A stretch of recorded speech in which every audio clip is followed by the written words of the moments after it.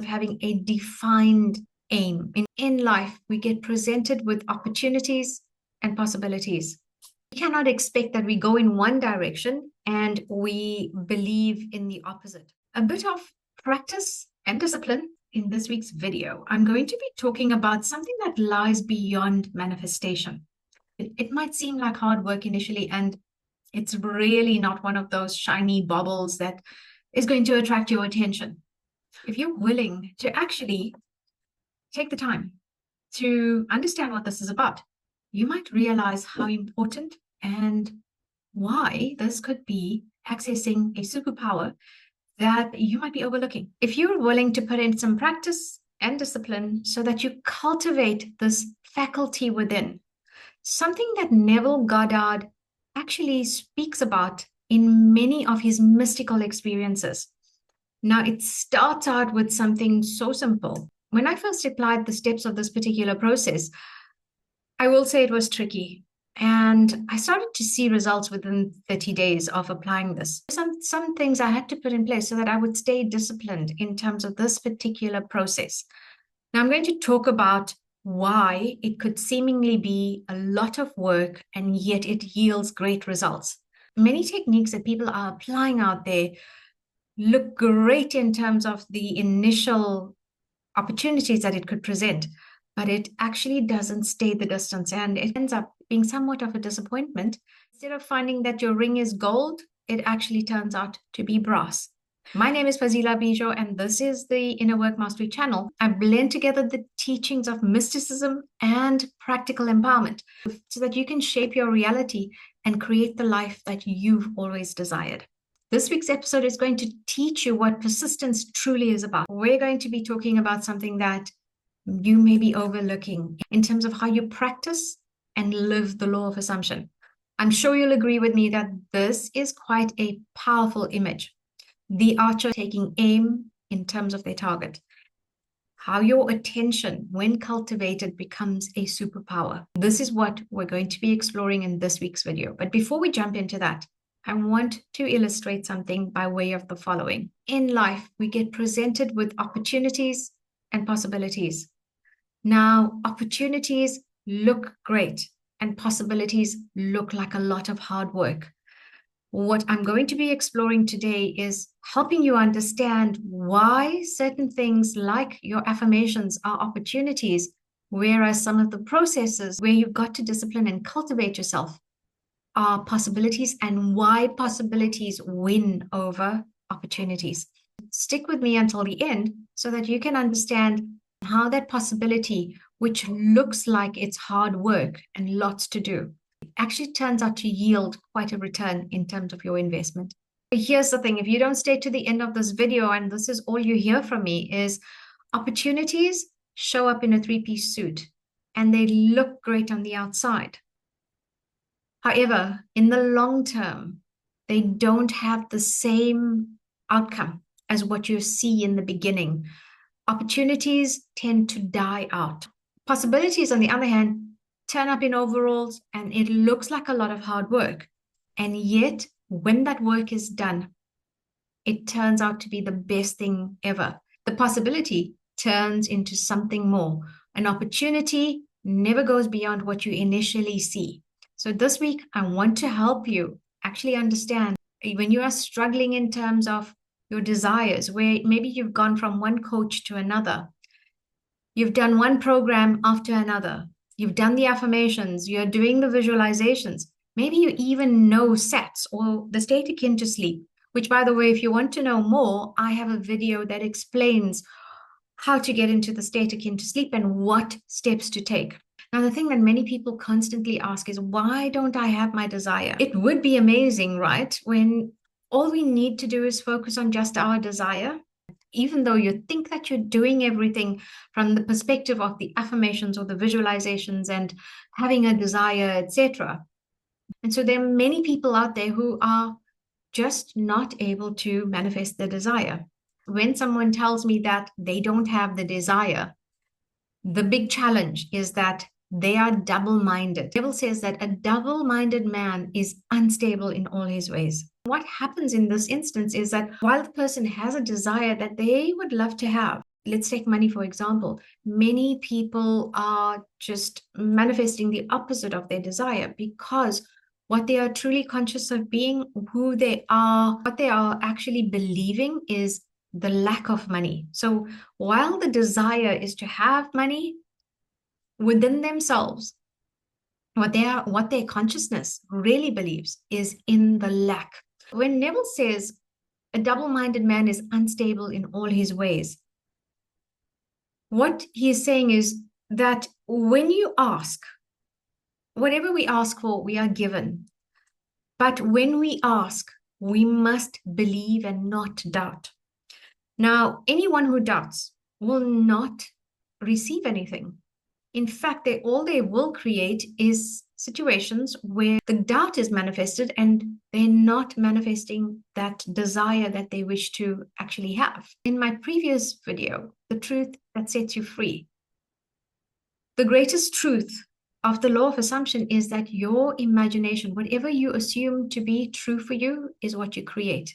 So if you want to be effective in terms of your desires, if you want to be effective in terms of manifesting your desires and not manifesting the doubt or the opposite, Neville says the great secret is a controlled imagination and a well-sustained attention. That is firmly and repeatedly focused on the object to be accomplished. So we cannot expect that we go in one direction of hoping that we have our desire fulfilled, but in the meanwhile, what we believe is in the lack of, what we believe is in the doubt. What this is symptomatic of is the following. Between desire and doubt is something that Neville speaks about, is to be a doer of the word and not just a hearer only. If you are a doer of the word and not just a forgetful hearer, which means that you know about the law of assumption, but you do not follow through with the actions of someone who believes that their desires are truly going to be fulfilled. If you are a forgetful hearer, you may read any number of books, you may watch videos, you may even decide that you're going to affirm, but you're not actually following through with truly becoming the person who is a doer of imagination. A doer of imagination is one who knows the law of liberty. What is liberty? Is to be free. And they persevere. They know that they are free of lack. To be a doer of the word means that you follow through with persisting in living from the end. You will follow through with assuming that you already have your desire. Faithful hearers will read the lectures, they'll hear the YouTube videos, and they may even follow through with some affirmations, but they do not fully immerse themselves into the identity and make that shift within. Those who actually understand the law of assumption are the ones who know that this is the perfect law of liberty. What is liberty? It is freedom. Freedom from being tied into your story, freedom from being the victim, freedom from blaming circumstances and placing your power outside of you. These are the people who will persevere regardless of what goes on in their 3D reality. They keep persisting in terms of what is my desire, and they will continue to live from the end, knowing that it is complete, knowing that creation is finished and that their desire is already fulfilled, and that all they need to do is to be persistent, control their imagination, and they know that God acts, and they know that in terms of the law of assumption, their consciousness creates reality. How do you go about then becoming a doer and not remaining a hearer? Besides having a definite chief aim, you must now realize that what you feel deeply is far more important than what you think. And so between desire and doubt, the person may be thinking about their desire, but they live from doubt, which is they doubt that they could have their desires. They doubt that they could have their dreams. So when you feel deeply, your faith will be encompassed in this feeling as well. Faith and feeling, which infuses with your imagination, is how you start to live from that state of the person who has that desire. Remember, everything happens in the fourth dimension, the unified field, the universe, the formless substance, all that is It doesn't matter what you call it. What matters, though, is that when you drop into that state, when Neville talks about going into the silence, this is where you are now making connection with that inner power within, which is implanting the idea or the desire into the subconscious. And the subconscious makes that connection into the formless substance, into the unified field, into the quantum, to the universe, connecting to God, connecting to your higher self. We receive the idea from God, our higher self, because we want to experience something. That desire tells us that there's something we would love to experience in our life. And there's nothing wrong with having your desires. If they are material, if you are wanting to have more money, or you want a better job, or you want a car, there's absolutely nothing wrong with that. You are given these desires in order to experience life. Now, when you are clear on that desire, and then you live as the person who has that desire, your faith within says, I have this. I am the person who already has the money. I'm the person who already has that career. That is my dream job. When you connect night after night, you discipline yourself. Firstly, you implant this into the subconscious, and then in your day-to-day, you've got to do the following. Your concentrated observation or attention. This is what attention is. You have highly concentrated attention, which is narrowly focused on your desire. What is Neville talking about here? He is saying that as one who has a target, which is your desire, just as we see an archer is actually intent, what they're focused on is that target that they are going to be shooting at. So too, now your attention is concentrated and your focus is very narrow. It's on that which you desire. As an archer would see one thing only, that is what you are to do. Steady your attention and you increase its power by limiting it, by narrowly focusing it on what you truly desire. And as Neville says, you keep true to your mark. Neville talks about what it means to sin. Now, sin is not, if this is the first time you're hearing this, sin does not have any kind of religious connotation. To sin means to miss the mark. If you miss the mark, if you are practicing archery or throwing darts or whatever it is, anything that you have to focus on a target, if you had to miss the mark initially when you're practicing, you don't give up. You try again. And that's what it means to keep true to your mark. Neville says the sinner should go free. The one who's missed the mark, we revise it, we let them go free, and we take aim again.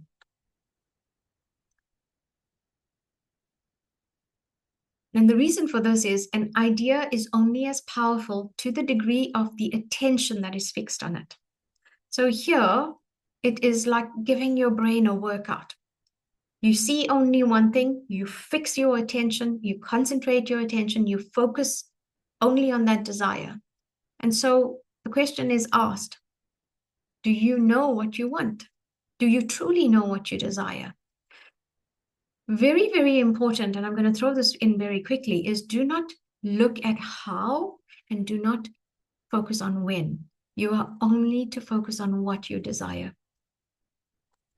When you focus your attention on the feeling of the wish fulfilled and you fill your mind with that desire only. Imagine that you are the archer and your desire is a bullseye in archery. You will fill your mind only with that desire and you push out any ideas. You push out anything else that might be a distraction. Because the power of your attention now is the measure of your inner force. Your desire will manifest in your reality because your attention was focused and concentrated. The idea takes shape within you as a desire. It is empowered to the level that your attention is focused. Attention is not from a place of lack. That attention is from a place of it is already mine. Now, if you can't get into it is already mine, You can decide, I'm having it. In Think and Grow Rich, Henry Ford had a definite chief aim when he decided he was going to have the success bringing about the mechanical horse. So when he wanted to bring cars to the market, he didn't decide that, oh, I'll try and I'll see, etc. He had this burning desire that he was having that no matter what. And that is what you are to do. It is not worth pursuing a desire unless it is a truly burning desire. I have other videos that I'm going to be linking here. You can actually understand what it is to have a burning desire. This illustrates the point really well. And it comes from Bruce Lee. He said, I fear not the man who has practiced 10,000 kicks once, but I fear the man who has practiced one kick 10,000 times. So your concentrated observation of that one thing, which crowds out, it shuts out everything else, is what causes the other things to disappear, and it brings into focus your burning desire. So an archer doesn't look at the arrow. He doesn't look at how am I going to hit the bull's eye. He focuses his attention on the bull's eye and he releases the arrow. Your attention is the arrow to constantly connect with your desire. To be successful is to focus your attention on the feeling that you would have when you have the desire, and you must be without distraction. Because your progress depends upon the increase of your attention, but your attention must be with this feeling of having that desire. You are already living in that identity. You are already experiencing within yourself, in the dimensionally larger world, in the fourth dimension. Whenever you go into sat, whenever you drop into the quiet space, you can feel in your body the change in identity that you would have when you have become that person who has the job, who has the money, who has the car, who has the partner. So you make your desire the dominant thought. It's your bull's eye. And Neville says here that the idea, the desire, which excludes everything else from your field of attention, will discharge its action, which means that, and I speak about this in the video on desire, your desire already contains the blueprint and the plan of action. When that desire is seeded and it grows and you are not distracted from it, therein lies the plan for its unfoldment. You have to be available then to follow inspired action, which means that if you have an impulse to follow through on something which maybe you don't even understand, but you follow through with it, like going to a coffee shop on a day that you wouldn't ordinarily go through to that coffee shop, and you end up meeting someone, maybe an old colleague, maybe a friend, and they connect you to something that is part of the bridge of incidents for you in terms of achieving that desire. And here's something that Neville says. This one thing I do is forgetting those things that are behind. I press toward the mark. The mark is your desire. And he says, this means you.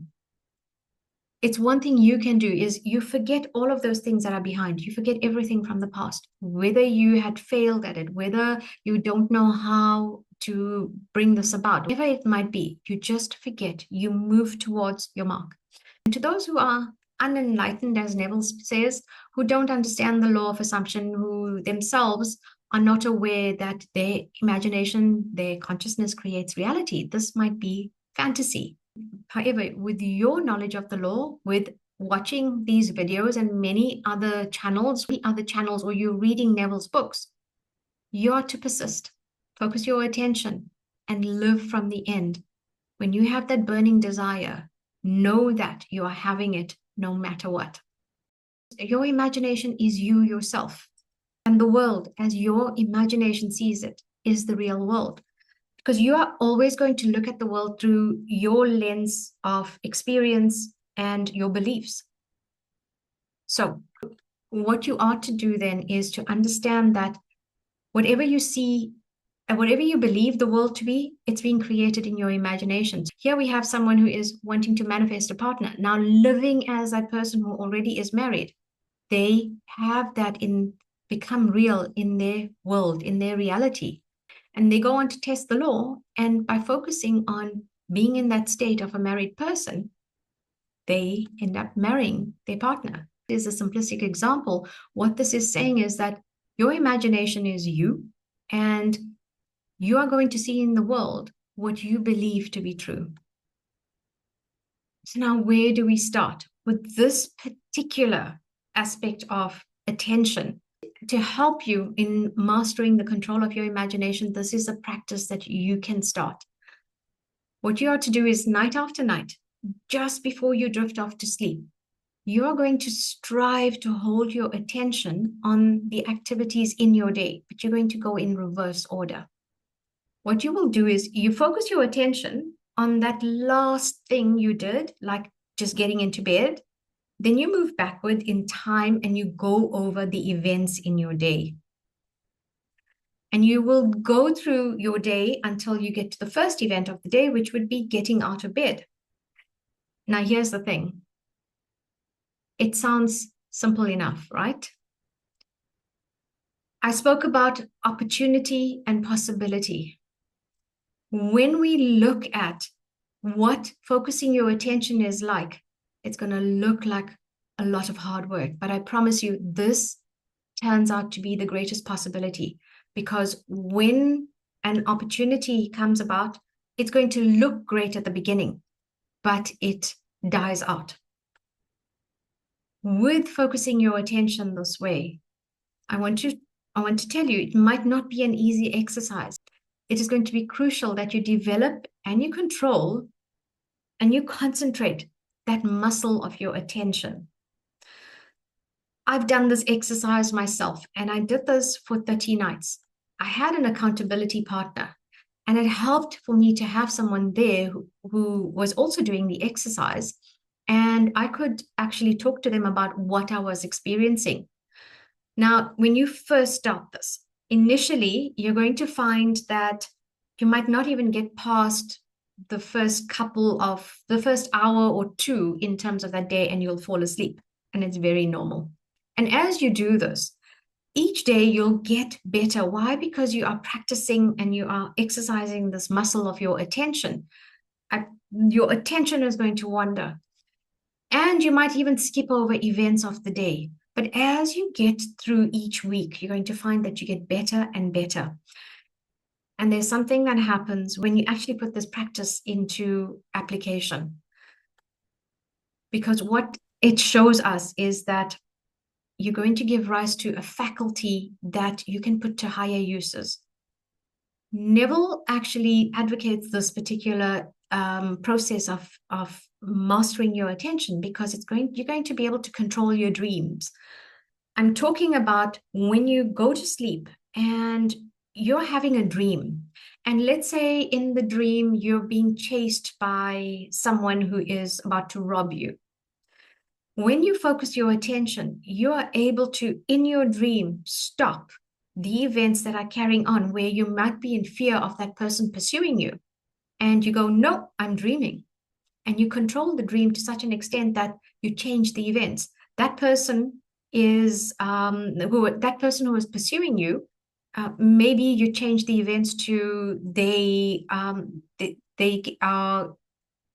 arrested by the police, or that person turns out to be someone who needs your attention, and they had good intentions and they didn't have evil intentions or bad intentions towards you. Another thing that happens when you control your attention is you control your imagination. Now, when you control your imagination, everybody wants to manifest. Controlling your imagination is going to control manifestation, and you control manifestation effortlessly. So this is why I say, with this exercise, actually, it's not an exercise, it's a process. It's a whole process of shifting and transforming from within.